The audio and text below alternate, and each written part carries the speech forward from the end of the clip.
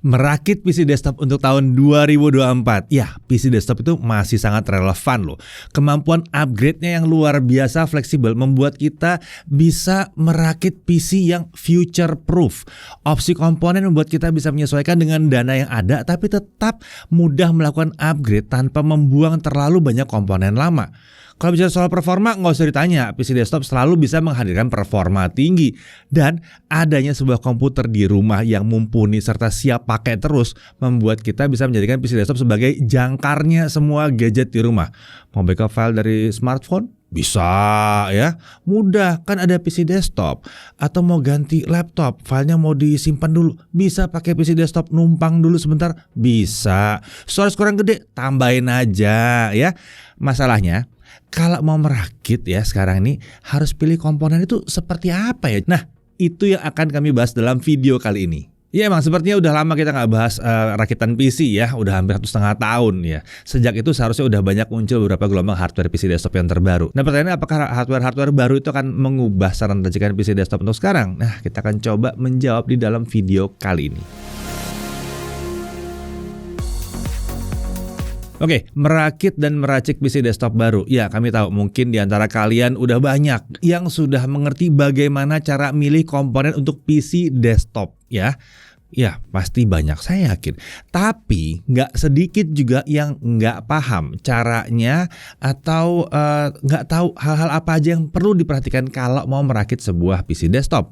Nah, jadi nggak ada salahnya kalau kita buat video ini untuk membantu yang emang belum paham ya. Ya, kita langsung aja masuk ke pemilihan komponen untuk rakitan PC desktop awal tahun 2024 dengan komponen yang ada saat video ini dibuat ya. Oh ya, untuk video kali ini kita membahas terkait PC rakitan dengan prosesor Intel dulu ya. Karena kalau dicampur dengan yang satu lagi, pembahasan jadi panjang nanti malah bingung ya. Oke. Nah, pertama, untuk CPU atau prosesor. Ini biasanya dipandang sebagai komponen paling penting dalam sebuah PC desktop. Saran kami untuk pilihan prosesor, cari prosesor dari generasi yang terbaru atau seenggaknya dari 2 generasi terakhir yang dirilis oleh produsen ya.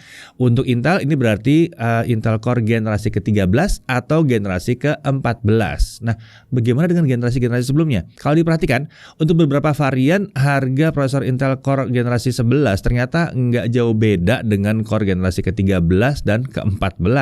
Sementara beda spesifikasi antar generasi-generasi terbilang jauh ya, termasuk untuk jumlah core-nya. Belum lagi kalau melihat perbedaan seperti dukungan PCIe Gen 5 atau RAM DDR5 gitu ya, beda banget. Padahal kalau kita beli RAM yang tipe tua kan jadinya nggak future proof. Nah, kalau terkait soal milih mana Core i3, Core i5, Core i7 atau Core i9, sesuaikan dengan kebutuhan serta dana yang disiapkan. Tapi pastikan aja generasi 13 atau generasi 14. Kan di tiap generasi ada i3, i5, i7, i9 juga gitu. Nah, lalu beralih ke motherboard. Tentunya motherboard yang dipilih harus cocok dengan prosesor yang dipilih tadi ya, yang digunakan tadi. Sementara untuk pilihan tipe motherboard itu tentunya disesuaikan dengan kebutuhan kalian. Misalnya nih, untuk form factor kebutuhannya pengen PC yang kecil ya. Jadi motherboardnya mini ITX atau micro ATX ya. Mini ATX yang paling kecil sih memang ya. Atau kita ingin PC ukuran standar dengan motherboard ATX karena butuh slot-slot lebih banyak gitu ya, butuh kemampuan upgrade yang lebih masif ya. Nah, kemudian ada juga beberapa hal yang perlu diperhatikan seperti jumlah slot M.2.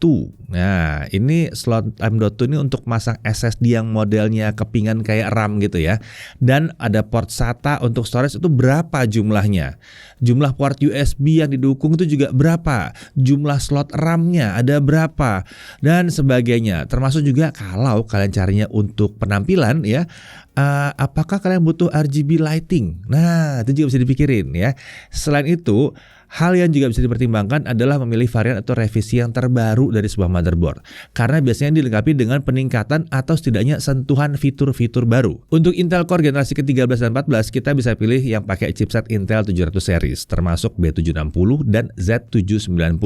Sementara itu untuk versi terjangkaunya, opsinya adalah yang H610. Nah, sekarang kita bahas soal RAM. Mengingat harga DDR5 sudah makin terjangkau, tampaknya agak susah ya kalau cari alasan untuk memilih DDR4 DDR4. Mendingan langsung DDR5 aja. Paling nggak saat video ini dibuat, harganya udah mantap lah, udah terjangkau. Selain itu, kebanyakan motherboard dengan chipset Intel 700 series itu hadir dengan dukungan untuk DDR5 juga. Tinggal sesuaikan aja kapasitas dan kecepatan yang dibutuhkan.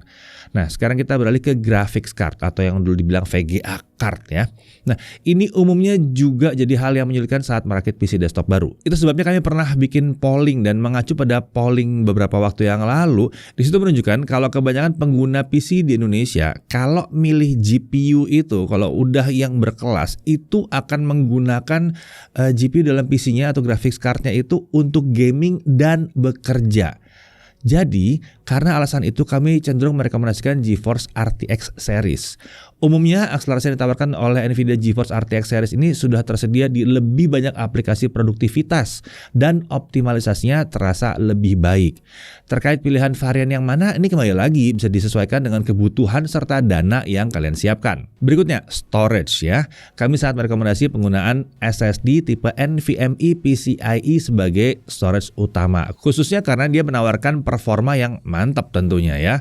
Nah, terkait kapasitas ini disesuaikan dengan kebutuhan aja dan dananya juga ya. Apa perlu SSD NVMe PCIe 4.0? Menurut kami nggak harus banget sih sebetulnya ya. Tapi kalau harganya antara yang PCIe Gen 4 dan Gen 3 nggak terlalu jauh beda, ya kenapa nggak ambil yang Gen 4 gitu. Tergantung harganya aja pada saat itu. Kemudian Power Supply Unit atau PSU. Nah, untuk yang ini beberapa waktu yang lalu kami udah sempat bikin video terkait PSU modern dengan dukungan standar ATX 3.0 dan PCIe 5.0. Kalian mungkin bisa cek video tersebut ya untuk detail cara memilih PSU. Singkatnya, untuk penggunaan jangka panjang itu PSU sangat penting ya. Akan lebih baik kita ngeluarin dana ekstra sedikit untuk PSU yang sudah mendukung standar modern ya, dan yang jelas lebih aman. Karena semua daya yang digunakan di dalam PC ini akan disuplai oleh PSU atau Power Supply Unit itu ya. Jadi penting banget. Udah graphics card-nya keren, prosesornya kenceng, PSU-nya kurang mantep. Nah, nanti jadinya malah bermasalah, apalagi untuk jangka panjang. Nah, beralih ke sistem pendingin atau cooler. Mau pakai water cooling atau pakai heatsink? Kalau ini kembali lagi ke preferensi masing-masing ya. Satu hal yang paling penting, jangan pilih sistem pendingin yang asal murah aja. Pastikan memang sudah mumpuni dan bisa menjinakkan prosesor yang kita pakai. Ya, ini penting. Kalau sistem pendinginnya kurang mumpuni, performa dari prosesor bisa ketahan. Jadi kita tidak bisa merasakan performa terbaik dari prosesor yang kita beli. Nah, pilihan sistem pendingin ini juga bisa berpengaruh ke pilihan untuk motherboard. Misalnya, kalau mau pakai water cooling, ini sering salah nih ya. Motherboard yang digunakan kalau kita pakai water cooling sebaiknya yang punya heatsink yang mumpuni untuk komponen di sekitar soket prosesor. Nah, penting banget ini. Biasanya area tersebut berisi komponen regulator daya yang memang harus juga didinginkan. Sementara kalau kita pakai water cooling, tidak ada udara di situ yang bergerak karena nggak ada kipas. Kalau pakai kipas kan udaranya bergerak daerah situ ya. Kalau water cooling tuh daerah situ udaranya akan cenderung diam gitu ya. Nah, ini akan berbahaya kalau cooling sistemnya kurang bagus. Untungnya motherboard keluaran baru dari brand ternama umumnya sudah memperhitungkan hal seperti ini. Terakhir, untuk casing ini sebenarnya mudah ya. Cari aja yang sesuai dengan form factor motherboard yang digunakan serta bisa menampung cooler yang digunakan. Casing dari perusahaan ternama saat ini umumnya udah dilengkapi dengan ventilasi yang memadai banget lah untuk airflow yang tepat. Untuk desain dan fitur-fitur casing yang lain kita bisa sesuaikan aja dengan preferensi atau kebutuhan kita. Ya mau yang gede, mau yang kecil, mau yang warna putih, warna pink mungkin, bebas. Tinggal dipilih aja sesuai apa yang kita suka. Nah oke, itu tadi secara singkat hal yang harus diperhatikan untuk meracik PC desktop. Sekarang kita lihat contoh rakitan PC desktopnya. Ingat ya, bahwa kalian tidak diharuskan menggunakan racikan yang kita pakai ya. Pelajari saja alasan kami untuk menggunakan komponen dan sesuaikan dengan dana serta preferensi kalian. Jadi nggak perlu tuh ada yang protes-protes karena racikan ini nggak terjangkau dananya atau nggak cocok dengan kebutuhan saya atau apalah segala macam. Ini contoh aja. Oh ya, terima kasih kepada MSI yang udah minjemin PC desktop yang sesuai dengan pembahasan awal itu tadi ya. Oke, sekarang mari kita lihat spesifikasi PC desktop yang kita rakit. Pertama, prosesor kita pakai Intel Core i7 14700K. Ini salah satu prosesor desktop terbaru dari Intel. 14 artinya ini generasi ke-14 ya, gitu cara bacanya. Dia udah punya 8 performance core dan 12 efficient core atau e-core. Jadi total dia punya 28 thread. Ini buat multitasking gila-gilaan, nggak ada masalah. clock-nya atau kecepatan frekuensinya itu sampai dengan 5,6 GHz. Ini dalam Turbo Boost Max Technology 3.0 ya. Untuk motherboard kita pakai MSI MAG Z790 Tomahawk Max Wi-Fi. Ini tentunya menggunakan soket LGA 1700 yang cocok dengan prosesor kita ya. Chipsetnya pakai Intel Z790, jadi ya cocok juga pasti ya. Lalu konektivitasnya udah modern di sini. Iya, ini motherboard ini yang punya konektivitas tentunya. Dia udah punya LAN port dengan 2,5 gigabit Ethernet. Wi-Fi, iya ada Wi-Fi-nya, Ini udah Wi-Fi 7, Wi-Fi 7. Bluetooth-nya, udah versi 5.4. Lalu untuk slot PCIe-nya, ini PCIe 5.0 by 16. Udah pakai MSI Steel Armor. Jadi ini siap untuk VGA card kencang masa kini yang umumnya berat dan besar. Ya, Steel Armor ini bisa menjaga supaya nggak gampang oglek-oglek gitu VGA-nya ya. Board ini sudah mendukung penggunaan RAM DDR5, bahkan diklaim bisa sampai 7800 MHz juga. Jadi future proof. Bisa menampung sampai 4 SSD M.2 NVMe. Iya, bisa 4 di sini dan bisa pakai 8 storage SATA juga. Mau pakai buat hard disk, mau pakai buat SSD bisa. 12 storage totalnya ya. Lalu heatsink di area VRM di sekitar soket prosesor itu juga udah mumpuni ya, gede nih ya. Memungkinkan kita menggunakan CPU kencang di motherboard ini serta mendukung sekali kalau kita mau pakai water cooling AIO. Ini memungkinkan kita menggunakan komponen pendingin yang satu ini ya, jelas ya. Kita pakai MSI MAG Core Liquid E360. Ini adalah water cooling AIO atau all-in-one dengan radiator 360 mm. Ini digunakan untuk membantu kita mendapatkan performa terbaik dari Core i7 generasi 14 yang digunakan oleh PC ini. Desain perangkat pendingin ini sudah disesuaikan MSI dengan kebutuhan prosesor masa kini ya. Jadi termasuk untuk copper base yang bersentuhan dengan prosesor, lalu ada micro channel dalam water block serta pathway di radiatornya. Dia dilengkapi dengan 3 kipas 120 mm yang disiapkan untuk penggunaan di radiator. Penggunaan sistem pendingin ini juga didukung oleh casing yang digunakan ya, karena memang bisa menampung radiator sebesar ini. Ya, itu hati-hati tuh. Kalau pakai yang 360 berarti pastikan casingnya bisa pakai radiator 360. Nah, kalau bicara soal casing, kita pakai MPG Garnier 300P Airflow. Ini casing yang bisa menampung cooler yang mumpuni untuk penggunaan komponen PC desktop terbaru saat ini. Dia udah mendukung penggunaan water cooling dengan radiator besar ya, yang 360 mm ini ya. Bahkan sebetulnya kita bisa memasang sampai 2 radiator 360 mm di sini kalau dibutuhkan.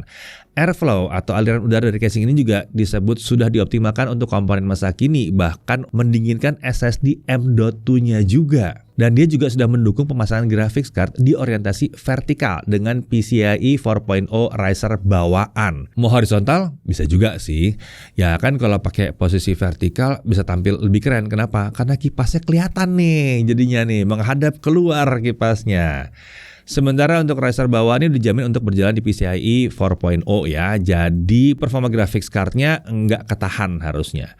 Ada juga graphics card stand omnidirectional yang bisa membantu menahan graphics card yang besar dan berat di posisi vertikal maupun horizontal. Ini penting banget loh. Penting banget, jangan sampai graphics card-nya nanti merusak komponen yang lain ya.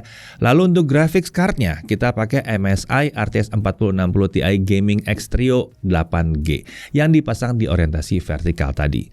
Nah, GPU yang digunakan di sini harusnya udah cukup untuk membuat PC desktop kita bisa menangani game-game AAA mentok kanan di Full HD atau dengan kualitas menengah ke atas di QHD atau bahkan 4K.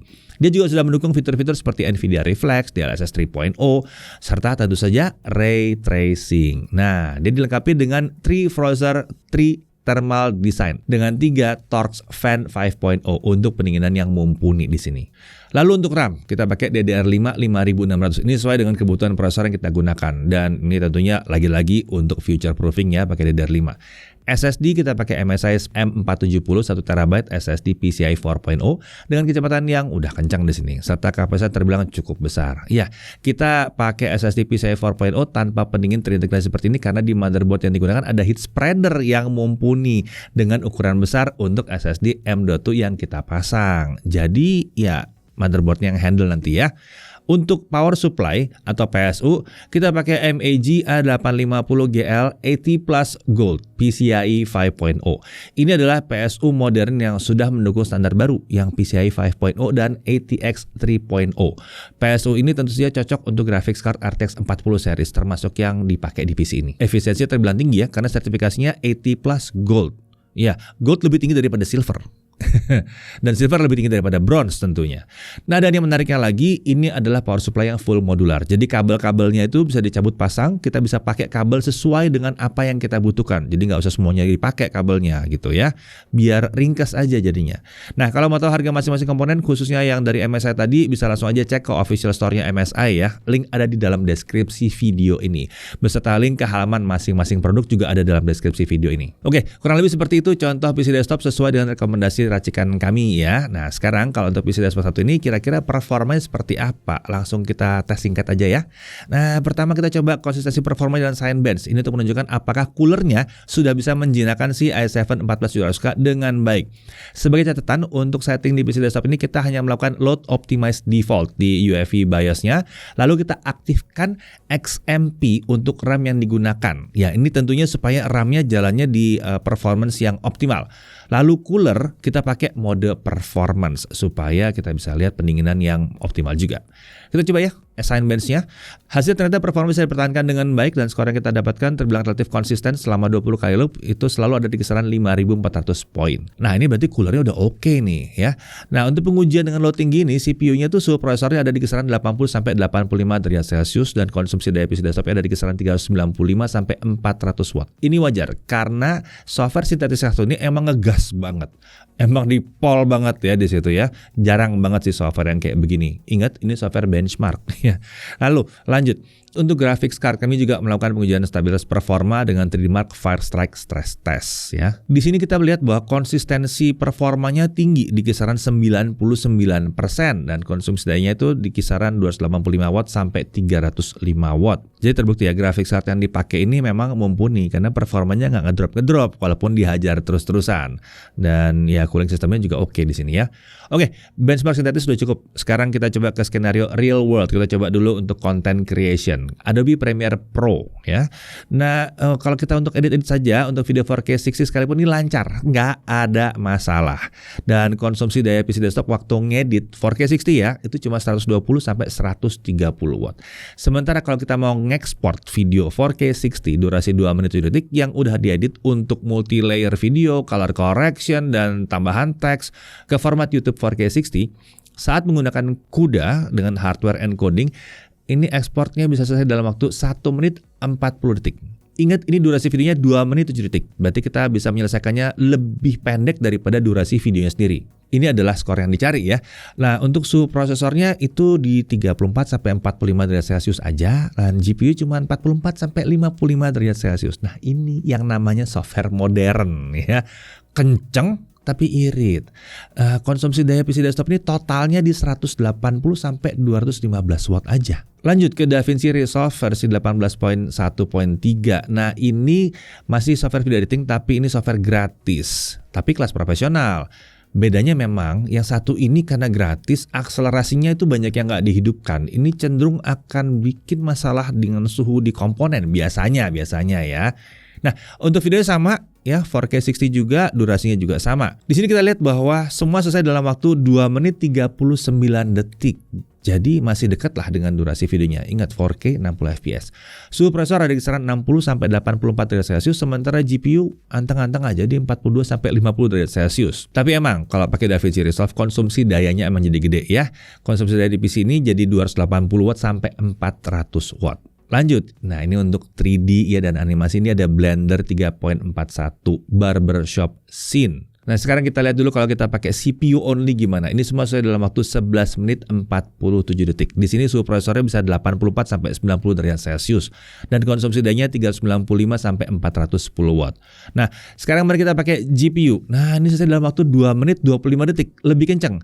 Di sini suhu prosesornya hanya 41 sampai 46 derajat Celcius dan GPU-nya 45 sampai 52 derajat Celcius. Lalu konsumsi daya PC desktopnya ini total cuma 190 sampai 210 watt aja. Jadi kelihatan ya, kayaknya pakai GPU memang lebih mantep kalau buat yang satu ini. Oke, sekarang kita beralih ke gaming. Ya kan, rata-rata PC desktop pasti mau dipakai buat gaming ya. dan kerja juga gitu. Untuk Dota 2, kita coba di resolusi 1080p, settingan mentok kanan alias kualitas paling tinggi. Hasilnya kita masih bisa mendapatkan frame rate yang tinggi sampai di atas 220 fps. Saat ada battle yang cukup berat saja, frame rate itu bisa sedikit turun, cuman ke kisaran 130 fps. Jadi masih nyaman sekali main game ini ya. Lalu untuk suhu prosesor ini ada di 55 sampai 60 derajat Celcius dan GPU cuma sekitar 45 derajat Celcius. Konsumsi dayanya di kisaran 240 sampai 290 watt. Untuk Shadow of the Tomb Raider, pertama kita coba jalankan di 1080p, setting preset di highest dengan ray trace shadow di ultra. Hasilnya frame rate cukup konsisten di antara 90 sampai 120 fps. Ini tinggi dan tentunya nyaman sekali ya memainkan game ini dengan kualitas tinggi ini. Suhu prosesor 50 sampai 60 derajat Celcius dan GPU juga cuma 55 sampai 58 derajat Celcius. Konsumsi dayanya ada di 295 sampai 315 watt. Sekarang mari kita set di 4K dengan DLSS di quality, preset di highest dan ray trace shadow di ultra. Hasilnya masih bisa dapat kisaran 45 sampai 65 fps untuk resolusi tinggi ini. Kualitasnya terasa tinggi banget di sini. Suhu prosesor 45 sampai 55 derajat Celcius, sementara GPU cuma di 55 sampai 58 derajat Celcius aja. Konsumsi daya PC di 240 sampai 265 watt. Lanjut ke Cyberpunk 2077. Kita jalankan dulu di 1080p DLSS quality, preset ray trace ultra, tapi ini tanpa menggunakan fitur path tracing ya. Hasilnya kita bisa mendapatkan 55 sampai 66 fps. Udah terbilang nyaman di sini. Suhu prosesornya di 60 sampai 70 derajat Celcius dan GPU di 54 sampai 58 derajat Celcius. Karena game ini berat, tentunya konsumsi dayanya akan naik di 370 sampai 400 watt. Sekarang kita coba 4K gimana? DLSS di ultra performance dan kita pakai DLSS frame generation, preset ray trace medium. Hasilnya kurang lebih seperti ini, masih memuaskan ya. Suhu prosesor di 50 sampai 60 derajat Celcius, GPU 55 sampai 57 derajat Celcius. Konsumsi dayanya ada di 290 sampai 315 watt. Lanjut lagi ke Alan Wake 2. Untuk 1080p kita pakai DLSS quality, preset high, ray tracing high dengan path tracing aktif. Hasilnya kita bisa mendapatkan frame rate di kisaran 52 sampai 64 fps. Ini terbilang sangat mencukupi ya. Suhu prosesor lagi-lagi aman 50 sampai 58 derajat Celcius dan GPU 53 sampai 56 derajat Celcius. Konsumsi daya ada di 270 sampai 285 watt. Nah, kalau 4K kita pakai DLSS ultra performance, preset medium, ray tracing medium tanpa path tracing. Hasilnya frame rate-nya ada di kisaran 50 sampai 61 fps. Jadi masih terbilang sangat lancar di resolusi yang tinggi seperti ini. Suhu prosesor 45 sampai 58 derajat Celcius. GPU 51 sampai 55 derajat Celcius. Konsumsi dayanya ada di 265 sampai 280 watt. Jadi kurang lebih seperti itu ya performa dari PC desktop yang jadi contoh di video kali ini. Sekali lagi ini lebih untuk gambaran saja ya. Kalian bisa meracik dan merakit sesuai dengan kebutuhan dan dana yang tersedia. Tentukan saja mau lebih ke mana nih arahnya nih. Ke arah yang lebih esensial tanpa tampilannya megah, atau mau yang performanya tinggi, atau mau yang tampilannya keren, atau mau digabungin semuanya. Bisa juga. Sesuaikan aja rakitan kalian dengan dana kalian dan kebutuhan yang ada. Oh ya, kalau seandainya kalian tertarik dengan komponen-komponen yang kalian pakai tadi, bisa langsung aja cek ke official store MSI ya. Link ada di deskripsi video ini. Oke, itu tadi kira-kira acuan untuk merakit dan meracik PC desktop menyambut tahun 2024. Gimana? Udah bisa memberikan gambaran apa yang perlu diperhatikan saat meracik PC desktop yang baru? Nah, kalau kalian sendiri gimana nih racikan kalian? Ada preferensi sendiri nggak ya? Coba tulis di deskripsi video ini. Oke, semoga membantu. Sampai di sini. Sampai jumpa lagi. Saya Deddy Irfan, Jaga TV TV.